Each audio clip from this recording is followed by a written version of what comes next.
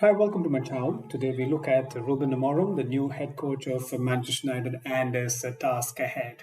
Since he took charge of Sporting Club in March 2020, no coach in Europe's top 10 leagues has won as many as games that he has. That's 122 out of 158 games. It's about 77% as a 39-year-old. Amorim has won all 14 domestic games this season, racing to the top of the Portuguese Premier Liga and is into the semi-finals of the League Cup while winning 3 out of 4 games in the UEFA Champions League and remaining unbeaten this season. On the other end of the spectrum, Manchester United, the Red Devils, are 13th in the Premier League and rank poor in almost every performance metric analyzed. The lack of goals is the area that will be most concerning Ruben Amorim, where he begins his work next week, and it is where he must make the biggest improvements if he has to succeed where Eric Ten Hag and every other manager since Sir Alex Ferguson have failed. Well, the good news for Amorim is that United are not struggling to create chances. They demonstrated by the fact that they had 11 shots on goal against Chelsea, three falling to Alejandro Garnacho itself.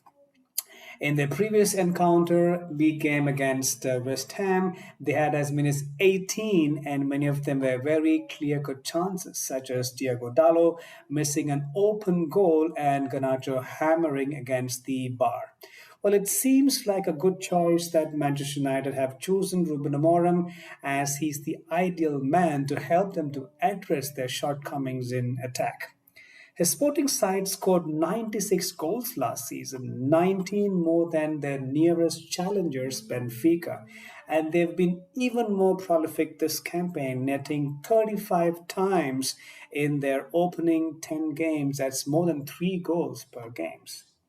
United fans watched on with a lot of glee as Sporting took down the English champions Manchester City in the Champions League on last Tuesday, giving them a taste of defeat in Champions League after a long 32 games, becoming the first team in Europe in 8 long years to score more than 4 times against City in the Champions League, incredibly from only 9 shots in the game. Well, Rasmus Højlund is of similar profile to Gyökeres in the Sporting club.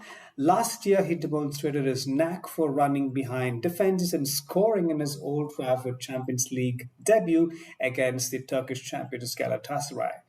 Højlund has been inconsistent since then. Injuries have not helped his cause either. Although when he's been available, he's been often made starved of service from his teammates and left alone up front all by himself.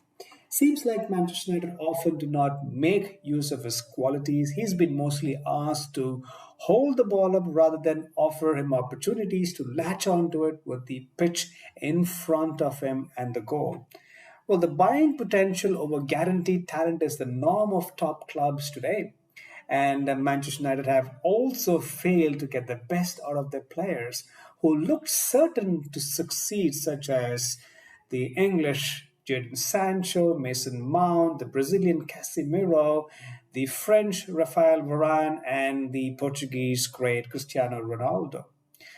Ruben Amorim's record to help improve young players would have been a big factor in Manchester United choosing him as Eric Ten Hag's successor.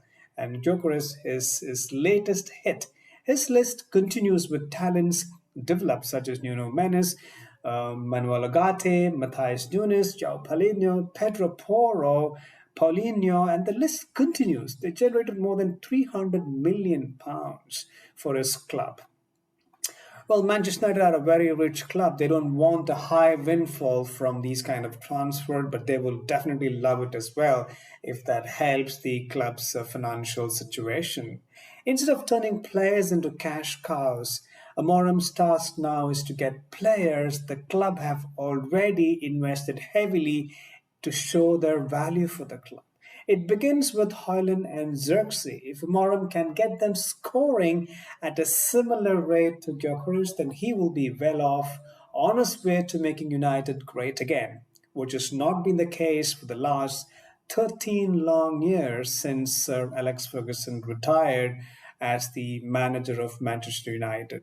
Something for us to eagerly wait and watch, with his first game for Manchester United coming up soon against Ipswich Town in the English Premier League.